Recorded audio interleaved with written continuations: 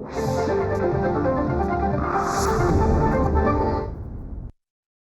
लायकीचं आहे की तू मला ती राखी बांधू शकतेस? मुन्ना, ती बहीण खूपच नशीबवान असेल जिला तुझ्यासारखा भाऊ असेल. लग्नाच्या वेळी सुख दुःखात साथ देण्याची वचनं दिली जातात, ते खोटी नसतात.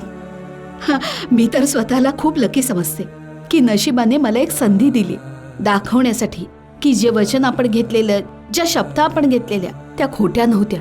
आता आपल्या वडिलांचं बोलणं ऐक आणि बाळा आता आपल्या घरी जा. पहिलं बाळ माहेरी होणं हे चांगलं मानलं जातं. ठीक आहे बाबा. एक किरण रोशनीची.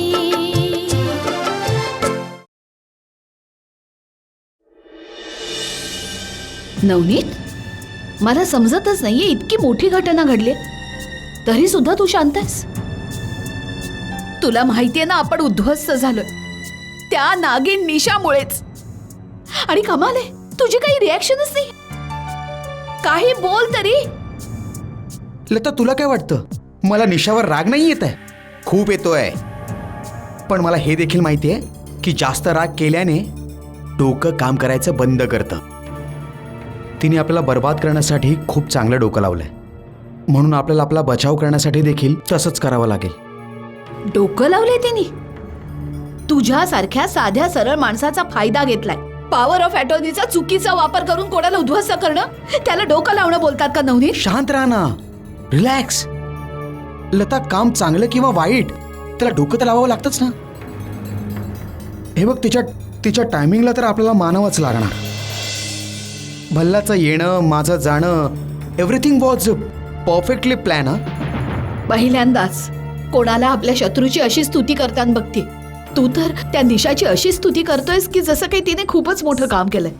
हे बघ, तुला पटो किंवा न पटो, कारनामं तर तिने करून दाखवलंच आहे. टॉक मोबाईलचे शेअर्स जमिनीवर आणून ठेवलेत तिने. हो, पण काहीच हरकत नाही. पिस्तूल जर झाली आहे तर तोफ पण झाल्याच आहे, मशीन गन पण झाल्यात. तिने एकच निशाणा लावला ना, मी 50 लावणार आहे. तू बघतच जा आता. तिला तिची लायकी नाही दाखवून दिली ना, मग माझं नाव देखील नवनीत प्रताप सिंग नसणार. पण तू खूप शांत राहा. एक लक्षात ठेवा, लोखंड देखील जास्त तापतं ना तेव्हा ते वितळायला लागतं. मला माहितीये, जेव्हा तू काही निश्चय करतोस तो पूर्ण करतोस. तू काय विचार केलायस? वेळ येऊ दे, तुला सर्व काही सांगतो. पण एक गोष्ट लक्षात ठेव, तुला काही पण जर बोलायचं असेल ना तर माझ्याशी एकट्याने येऊन बोल. नवनीत, संपूर्ण दिवस तर तू ऑफिसमध्ये असतोस. जेव्हा घरी येतोस तेव्हा आत्या असते, सगळेजण असतात. मी तुझ्याशी एकट्याने कधी बोलणार?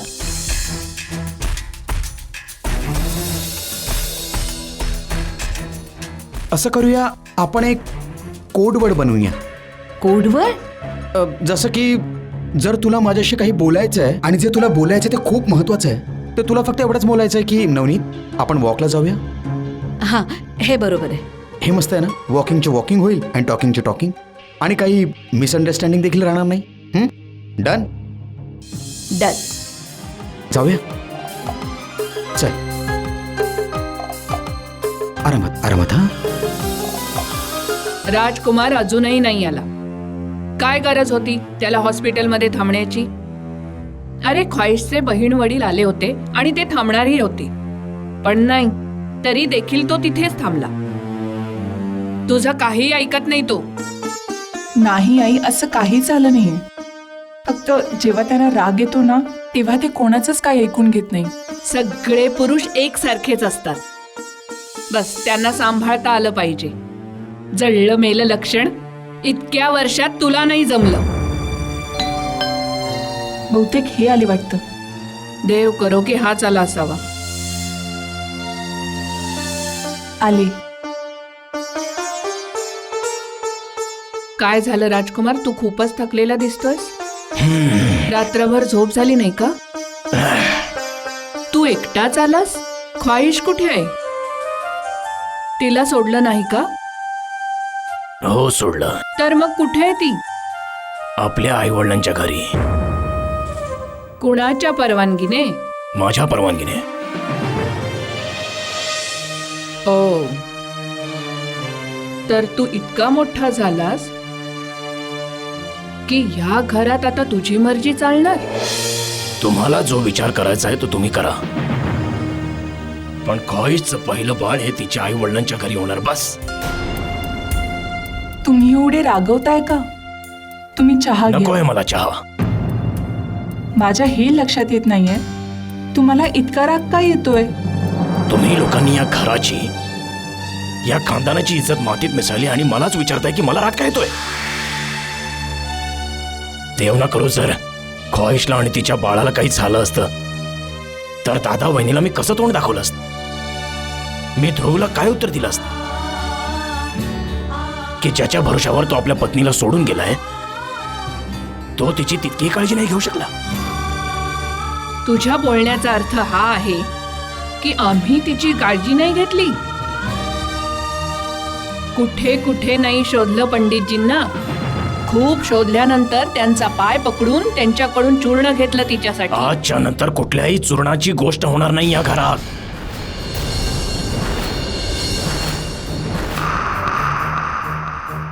सरळ सरळ का नाही सांगून टाकत की आत्या तू मला जड झाली आहेस, इथून निघून जा. गोल गोल फिरून का सांगतोयस. तुम्हाला जे समजायचंय ते समजा. मीच वेडी होते जी स्वतःचं घर सोडून इकडे निघून आले. जर मी तुझी खरी आई असते तर तू माझ्याशी असं बोलला असतास का.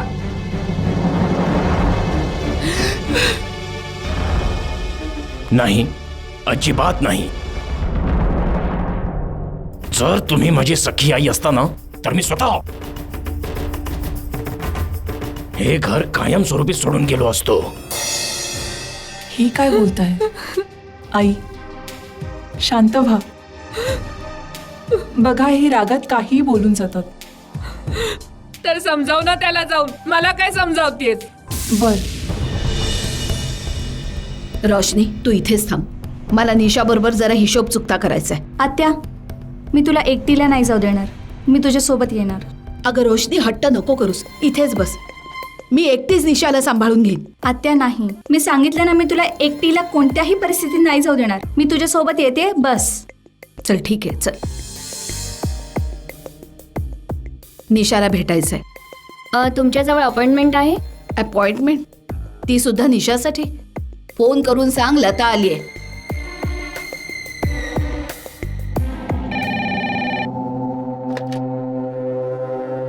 हॅलो. हॅलो मॅम, लताजी आल्या आहेत भेटायला. दिवसभरात न जाणो असे कित्येक दीड दमडीचे माणसं मला भेटायला येतात, पण माझ्याकडे त्यासाठी वेळ नाही. त्यांना सांग अपॉइंटमेंट घेऊन या. मॅडम, मी त्यांना सांगितलं होतं पण काय. त्यांना सांग मी बिझी आहे. हकलव त्यांना. Yes ma'am. स्टुपिड. काय झालं? हे बघा मॅडम.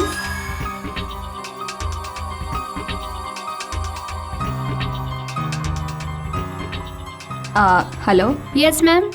ॲक्च्युली तू त्यांना आत पाठव. Okay ma'am. You may going.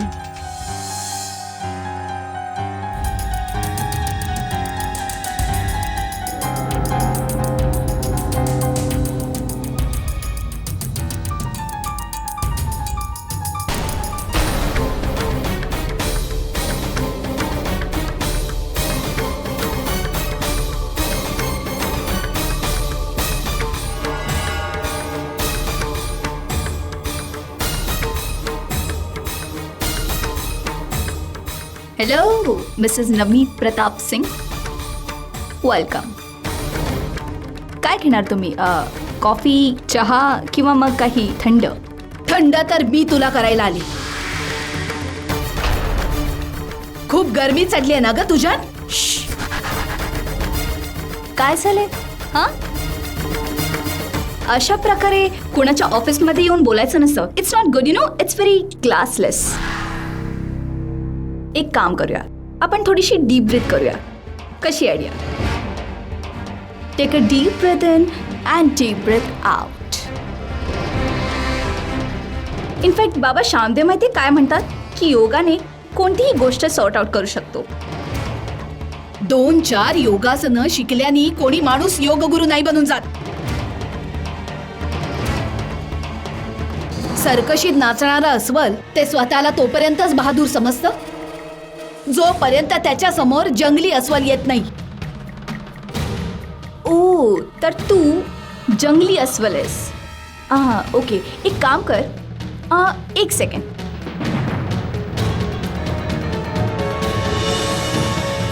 जंगलावरून आठवलं की आता जंगलात मंगल करायचे तर तुझे दिवस आलेत. So enjoy. पण जाऊन त्या अस्वलाशी मैत्री देखील करा.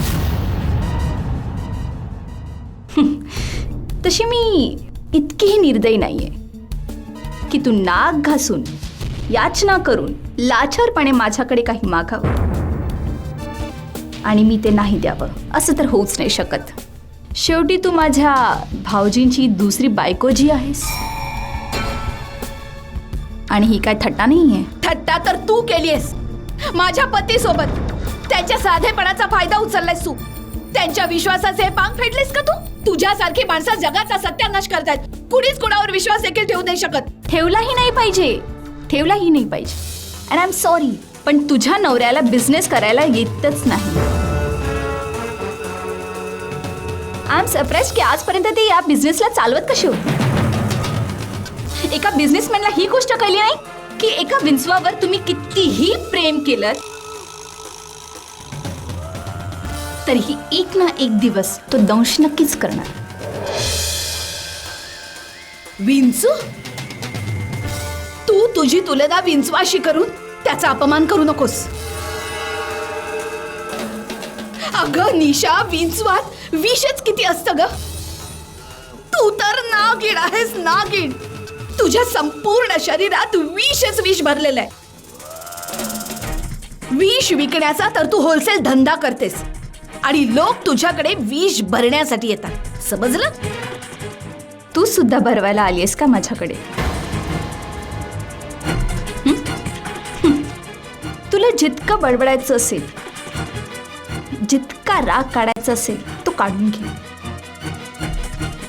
तुला या गोष्टीचा अंदाज देखील नसावा की या क्षणी मला किती बरं वाटतंय तुला हे असं बघून. माहितीये, मी अशा गोष्टीचं एक स्वप्न पाहिलं होतं. आणि असं म्हणतात की एखाद्या गोष्टीचा अगदी मनापासून विचार केला की ती खरी व्हावी तर ती स्वप्न नक्कीच खरी होतात. पुढे सांगू की मी या स्वप्नात अजून काय पाहिलं. मी बघितलं की तू आणि तुझं कुटुंब गरीब परिस्थितीत रस्त्यावर बसलंय आणि तू कोणत्या कन्स्ट्रक्शन साईटवर काम करतेस. आणि माझे पूजनीय भाऊजी राशनच्या लाईनमध्ये सर्वात पुढे उभे राहून जड पोते उचलतायत. छान स्वप्न आहे ना. उघड्या डोळ्यांनी स्वप्न बघशील तर तुझे डोळे फुटून जातील.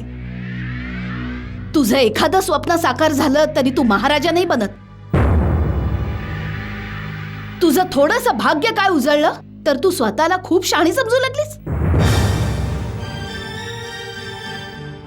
अर्जुनाला देखील अर्जुन असल्याचा गैरसमज तोपर्यंतच होता जोपर्यंत त्याच्या समोर एकलव्य नव्हता. अच्छा, तर तू एकलव्य आहेस. वाटतं की तू गीता नीट वाचली नाहीस. विजय नेहमीच अर्जुनाचा होतो. हाच तर फरक आहे निशाजी. गीता सगळेच वाचतात पण समजतं कोण. अर्जुनाची काय बिशात की तो जिंकू शकेल. अरे कर्ण तर सोडा, त्यासाठी तर द्रोणाचार्यच पुरेसे होते. अर्जुन नव्हता जिंकला, कृष्ण जिंकलेला. कृष्णाचं रथावर असणं अर्जुनाच्या विजयाला कारणीभूत होतं. नाहीतर पांडवांच्या पूर्ण सेनेसाठी एकटे भीष्मच पुरेसे होते. तू इथे राग काढायला आलीयस की गीतेचा सार सांगायला आलीयस. आणि तू इतकं सांगतच आहेस तर मी तुला एक गोष्ट सांगते. गीतेत सांगतात वर्तमानात जगा, म्हणजे लिव्ह इन टुडे. उद्या काय होणार आहे त्याची चिंता नका करू. आणि जोपर्यंत आजचा प्रश्न आहे तुमचं हे सत्य की तुम्ही लोक दीड दमडीचे भिकारी आहात जे आज रस्त्यावर आले. समजलं? लाज नाही वाटत ना तुम्हाला? ज्या लोकांनी तुम्हाला आश्रय दिला तुम्ही त्यांनाच भिकारी म्हणताय. एक गोष्ट लक्षपूर्वक ऐका. माणूस भिकारी पैशाने नाही, चारित्र्याने होतो.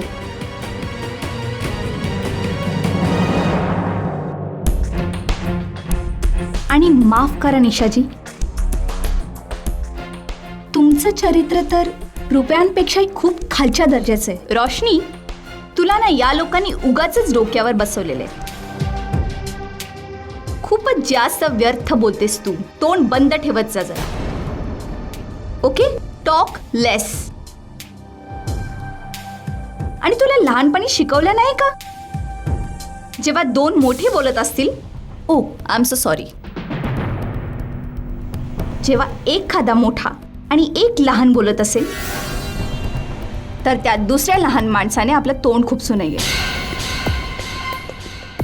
निशा, छोटी तर तू आहेसच, अकलेने आणि इब्रतीने सुद्धा. छल कपट करून कुणाची कंपनी हिरावून स्वतःला खूप मोठी समजतेस तू. जास्त शहाणी नको बनूस. तू काही चमत्कार नाही केलास. दगा दिलायस, दगा. पॉवर ऑफ अटॉर्नी मिळाल्यानंतर कोणताही मूर्ख हे करू शकतो. एक्झॅक्टली. पॉवर ऑफ अटॉर्नी मिळाल्यावर कोणीही दगा देऊ शकतं. पण एकदा कोणी माणसाने दगा दिल्यानंतर त्याला पुन्हा पॉवर ऑफ अटॉर्नी देणं, आय मीन हाऊ डम इज दॅट? तुमच्या लक्षात येते ना मिसेस सिंग माझा इशारा कोणाकडे? रिअली? तुझा इशारा कोणाकडे आहे समजण्यासाठी मला काही ज्योतिष भविष्याची गरज नाही. नीचपणा तर तुझ्या चेहऱ्यावर दिसूनच येतो. आत्या बरोबरच सांगत होती, ह्या बाईच्या गोड गोड बोलण्यावर फसू नका. कारण तू त्या लोकांमधून आलीस जे आशीर्वाद घेण्यासाठी खाली वाकून पायात पडतात, पण नंतर त्यांचेच पाय खेचून त्यांना खाली पाडतात. पाडलं ना? पडले सुद्धा आणि मार देखील लागला. काय ना, जेव्हा माणसाला लोकांसमोर मार लागतो ना, तर तो त्यावेळी त्याचं दुःख नाही दाखवत, लाज वाटते आणि तो डबल स्पीडने तिथून निघून जातो. Defence mechanism. आणि दुसऱ्या दिवशी जेव्हा तो झोपेतून उठतो तेव्हा त्याला खऱ्या दुखण्याची जाणीव होते. चला मिसेस सिंग, मला तुमच्याशी जितका टाइमपास करायचा होता मी केला. तुम्हाला जितक्या शिव्या घालायच्या होत्या, जितकं मला ओरडायचं होतं, जितकं मला पकवायचं होतं आणि वायफळ बोलायचं होतं ते झालं. आता एक काम करा, 11 नंबरची बस पकडा आणि इथून बाहेर जायचं. आउट. ओके? मिस निशा, मी इकडून आउट होते, पण एक गोष्ट कान उघडे ठेवू नये. तू तर मला फक्त या ऑफिसमधून आउट करतेस, पण मी तुला या जगातून आउट नाही केलं ना, तर माझं नाव लता नाही. चल.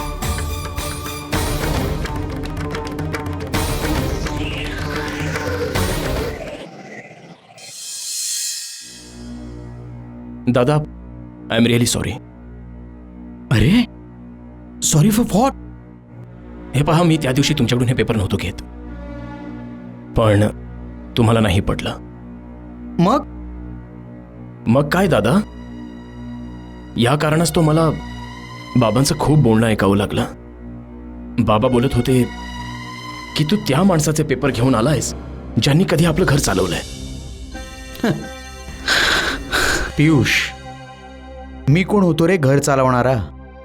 घर तर तो वरचा चालवत असतो ना.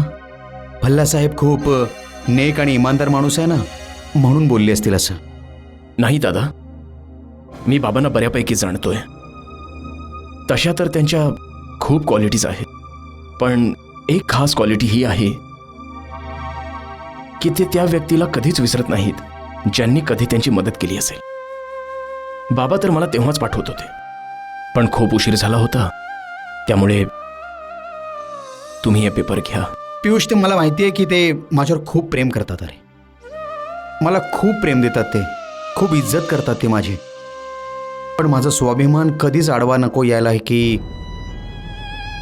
काही तारण न ठेवताच मी त्यांच्याकडून मोठी रक्कम घ्यावी. दादा, बाबा सांगत होते की त्यांची कंपनी एकदा पूर्णपणे डुबणारच होती. मदतीला कोणीच तयार नव्हतं. तुम्ही एकटेच होतात ज्यांनी त्यांची मदत केली. आणि फक्त मदतच नाही, त्यांना विना इंटरेस्ट लोन देखील दिलं. पियुष, अरे मी कोण होतो रे वाचवणारा? कंपनी वाचवली ती तर त्यांच्या विचारांनी, त्यांच्या जिद्दीने, त्यांच्या हिमतीने. मी तर तुला आता पण तेच सांगतो की तू हे पेपर. नाही दादा, प्रश्नच येत नाही. उलट बाबांनी तर मला हे सांगितलं की तुम्हाला जर दुसरी कोणती मदत लागली तर निसंकोच सांगा. हे घ्या पेपर. घर तुमचंच आहे, तुम्ही इथेच राहा. आता मी येतो दादा. अरे तू तर काही खाल्लंच नाही, जरा बस ना. नाही दादा, बाबा वाट बघत असतील. मी येतो. नमस्कार. नमस्ते.